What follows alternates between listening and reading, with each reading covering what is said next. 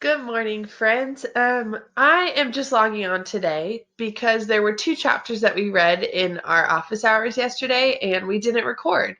So I just wanted to give you guys who normally watch from YouTube or Loom or the website a chance to get the read aloud so that when you log on today with Miss Starkey, you're able to catch up. Something we recognize when we were reading yesterday is the author uses author's craft, right? We've talked about author's craft in the past. Author's craft is the many ways that the author chooses to purposefully do something with their words or their language to make the reader feel some type of way. We reference Narnia. In Narnia, right when that scene when Aslan's about to die, we watch the sky go dark. We watch the weather shift to something that feels a little more negative. And we talked about rain, we talked about storms. The other day when we woke up, it was hailing. And I was like, oh gosh, it's going to be a rough day. But the minute the sun came out, something about myself shifted. There's actually science behind that. So the author uses that, I don't want to say magic, but that beauty behind talking about the weather to make us as readers feel a certain kind of emotion towards what they're trying to convey. So today in our chapter, we see another very devastating part. Our first devastating part of this story was a few chapters ago when Melody got left behind by her team. Now we're about to see a devastating part as something happens to someone in her family. Now Melody can't help but blame herself. And I'm going to let you guys decide if you think it was her fault in the end, what happens in this chapter. I also want you to pay attention to how the author uses author's craft to stir your emotions through the weather before something even happens. Let's go ahead and get started. Chapter 30. What happened today was all my fault. I should have listened. We should have all stayed home and spent the day together. But we didn't because of me. When I woke this morning, it was raining. Thunder, lightning, wind, a constant soaking downpour that laughed at umbrellas and raincoats. The air itself was gray and heavy, thick with too much moisture. I could hear it pounding at my window. Dad came into my room and sat down in our old reading chair. He held his wrist carefully. Mom put his arm in a sling. Messy day out there, he said. I nodded. Your team got beat in one of the late rounds in D.C. They got ninth place with a little itty-bitty trophy. They weren't my team anymore. I tried to pretend like I didn't care. I blinked really hard and faced the wall. I wish I could fix this for you, Melody, Dad said quietly as he headed out of the room. That made tears fall for real. At first, I didn't want to go to school. I'd been excused because I was supposed to be in Washington. And if I went in, I'd have to sit all day in room H5 with Willie and Maria and Freddie. It seemed pointless. But as I thought about it, I changed my mind. I felt the sorry for myself shift to mad again.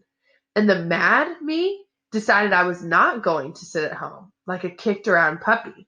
I was going to show up and let everybody know that they didn't beat me.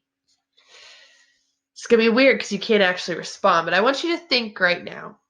What inside Melody made her make that shift from wanting to stay home and be sad and upset about what happened to wanting to show up and let everyone know that they didn't win? If you said something or thought something along the lines of, you know that Melody is strong and you know that she wants to use what she can of her voice to share what she has to think, you know that she's going to show up to school and she has something planned. She has something in her head that she wants to say to Mr. Dimming and her fellow classmates. And that's what you talked about last chapter when you wrote a letter to Mr. Dimming about what you would say. So hopefully today we're going to see what she actually says to him. Mom leaned on my door. You can stay home today. No one will blame you. I shook my head forcefully. No, no, no. I kicked the covers off my feet. She sighed. Okay, but the weather is ugly, and I woke up with a migraine, plus Penny is sick, and Butterscotch threw up on the carpet. I had to put her in the basement. Already today things aren't going well. She got me bathed and dressed and took me downstairs. Usually Dad carries me up and down the steps, but with his arm out of commission, Mom just grunted, lifted me, and did it herself. It looks like we're going to have one stormy day, honey. I'm so sorry, Melody. I'm so sorry about everything. I reached up and touched her hand. The rain continued to fall. She fixed me breakfast, scrambled eggs, cream of wheat, and fed me, one spoonful at a time. She kept placing her palm against her forehead. She was unusually quiet. I wondered if she was thinking about how many times she had to feed me, how many times more she would have to keep doing it. Wearing a floppy yellow hat and yellow duck-footed slippers, Penny wandered in the kitchen, coughing and sneezing. Mom stopped feeding me, found a Kleenex, wiped Penny's nose. She hated that, of course, so then she started screaming like she was being tortured by enemy spies. Normally, Mom would make a game of it, wipe Doodle's nose to make Penny tolerate it better, but I guess she didn't feel up to it this time. Then the phone rang. Mom answered, a spoon in one hand, a dirty Kleenex in the other. Hello? You what? You need me to come in? But I'm off today. I'm supposed to be in Washington. She paused. Long story. I cringed. Penny continued to howl. She ought to put Penny in the basement with the dog, I thought, frowning. Butterscotch scratched furiously at the basement door. Penny, please, I can't hear. Penny quieted a little, but only because she had squatted down on the floor, put both hands in Butterscotch's water bowl, and started sloshing all over the floor. I hope you're all imagining your little siblings right now and just looking at them. My brother for sure would have done that at Penny's age. How bad is the accident? Lots of injuries? Okay, I understand. I'll be there, but I have to get my daughter on the school bus. I remember her mom is a nurse. Her mom's getting called into the hospital. She hung up the phone. I gotta go in, Chuck, she called. Big pile up on the freeway. Are you ready? Dad came downstairs, still in his pajamas. I'm not going in today, he announced. You never take a day off, Mom said. My wrist is aching, the weather's awful, Penny's sick. Why don't you just stay home with me today, Melody? No. I kicked and shrieked and insisted on going to school. Can't miss today. Must go, must go. I pointed on my board. Mom says, get Penny out of the dog dish. She put her head in her hands once more. Dad ripped a bunch of paper towels from the roll, cleaned up Penny's mess, wiped her nose with a paper towel. Then she started screaming again. Her screech became a shriek. That's when she reached up, knocked over a cup of orange juice on my tray. My clean blouse, sloppy mess. She did that on purpose, I thought angrily. Mom simply shrugged her shoulders, yanked my shirt off. She told Dad, Melody's determined to show up at school. Why, I do not know, but she may as well go. I couldn't explain to them that I wanted to see Catherine. Somehow I felt like she'd talk to me and she would make me feel better. She's a college kid. She would know what to say. Besides, I had to give her that card. Today. It took Mom several minutes to find a new shirt for me until she remembered all my clean clothes in the suitcase. When she rolled the red suitcase in the kitchen, I looked at her and I looked away. I refused to cry anymore. For some reason, the bus came early that morning. I had just gotten my clean shirt on, but my book bag still needed to be packed with my lunch and Catherine's card, and I still had to go to the bathroom. I heard Dad open the front door. Don't wait, Gus. She's not ready. We have to drive her. Melody, baby, why don't you just stay home with Dad and Penny today, please? Mom asked as she lifted me off the toilet. It's such an icky day. I kicked and cried out again. No, no, no! I don't know why it was so important, but I knew I had to show up. Maybe I wanted to let everybody know what the team had done to me. I wasn't really sure. I only knew I had to go to school. Why does she have to go to school, guys? Would you really think about that? Maybe go tell your mom, go tell your cat. You can email me. Why does she need to go to school today? Why is that something that she's so determined to do? Mom sighed, pulled up my jeans. When I got back in my chair, I pointed to thanks and Mom. She shook her head, stuffed my lunch into my book bag. The rain doesn't seem to be letting up, so Mom takes a deep breath and started the process of loading me into the car. When I ride the bus, I simply roll down the ramp, down the driveway, onto the bus lift, into the special area of the bus that straps my chair into place. When I ride in a car, it's a whole new process. You have to take apart everything. You have to put together everything, my chair, my stuff. It's a pain. And Dad was no help. With his arm in a sling, he shrugged and tried to look like he was sorry, but I think he was enjoying it a little. That made Mom even more upset. The rain, the wind, if anything, was getting worse. Mom draped a huge plastic raincoat over me and my chair, and another one over herself. But in seconds, the hoods blew off and our heads were soaked. We headed slowly down the wheelchair ramp, the wind whipping at us and the rain attacking from all sides. Author's craft. The weather is getting worse. Thought it was exciting. I'd never seen the sky so dark at 8 in the morning. The thunder, the wind made it a scene out of a really good movie. My hair's short and curly, and I think it looks kind of cute when it's wet. Good thing. Mom hates it when her hair gets wet. It's stringy and limp. I gotta admit, Mom with wet hair should hide in a closet. She opened the car door on the passenger side and the wind blew out. She did it again, this time using me and my chair as a doorstop. The front seat of the car, of course, was getting soaked. She lifted me into the seat, strapped me in, and began the process of collapsing my chair. Fortunately, most of the plastic and leather and metal, and I knew it would stay damp all day, even if somebody wiped it off real good when I got to school. Mom placed my chair along with my old communication board in the back of the SUV. As she shut the trunk, she slammed it hard. The rain continued to fall. I wish I could go back to bed, she said grumpily as she put the key into ignition. My head is killing me. Why did I agree to work? I'm supposed to be off today with you in Washington. I kicked my legs in response, but only a little.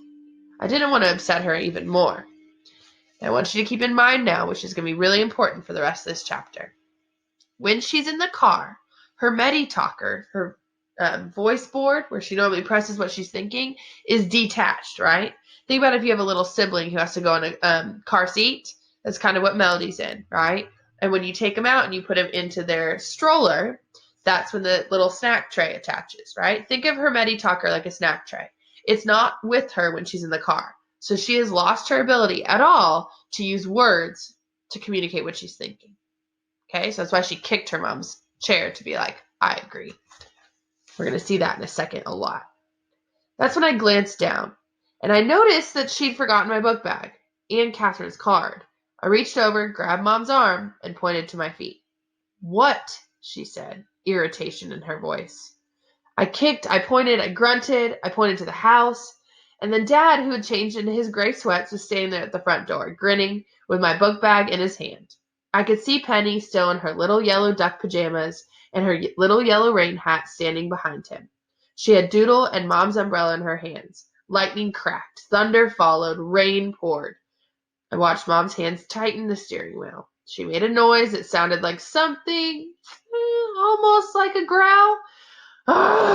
She flung open the car door, stomped back out in the storm, up the ramp, snatched the bag from Dad. She was sopping by the time she got back to the car. Dad waved his arm one last time, turned, and went back into the house. I watched the front door close. Almost close. That's when I saw a small bundle of yellow dragging a red umbrella dart out of the house. Penny. I saw her for only a second, but I saw. I screamed, I kicked, I flailed my arms. The windows were almost completely fogged up. They got worse as I continued to act like I was possessed by demons. Mom looked at me as if I had lost my mind. She screamed, "Stop! Are you crazy?" I wouldn't stop. I couldn't. I banged on the window, pulled Mom's shirt, hit her head, pinched her. At least I tried to. I can't take it anymore, Melody. I hate it when you get like this. You've got to learn to control yourself. Now quit it. She put her hand on the keys to start the car. I screamed. I reached over. I tried to pull the keys. I scratched the back of Mom's hand. She smacked me on the leg. She had never raised a hand at me before. Never. I still didn't stop screaming and kicking and jerking. I had to tell her that Penny was out there. Never had I wanted or needed words more. I was going out of my mind. I'm taking you to school and I hope they keep you, Mom mumbled under her breath. I'm sorry, let me reread that at a mumble. I'm taking you to school and I hope they keep you, Mom mumbled under her breath. Angrily, she turned on the car. A rush of air started to clear the windows, windshield wipers at their fastest speed. I cried, huge sobbing tears. I grabbed at Mom's arms once more, but all she did was shake my arm away. I could tell she felt like hitting me again, but she didn't. Her lips were tight. She looked out the rearview mirror. She put the car in reverse. I shrieked, I screeched, I yelled. The rain poured, the thunder roared. Slowly, the big car rolled backwards. I felt the soft thud. I became deadly silent. Mom stopped, turning her head slowly to the left and slowly to the right, almost as in slow motion. She saw Dad come running out of the house, a look of alarm on his face. "Penny!" I heard him yell. "Where's Penny?" Mom rolled down the window. "What do you mean? She's with you." Mom sounded frantic and very, very scared. She got out of the car. She looked down. She screamed for a long time. Her screams were louder than the police sirens that eventually came shrieking around the corner.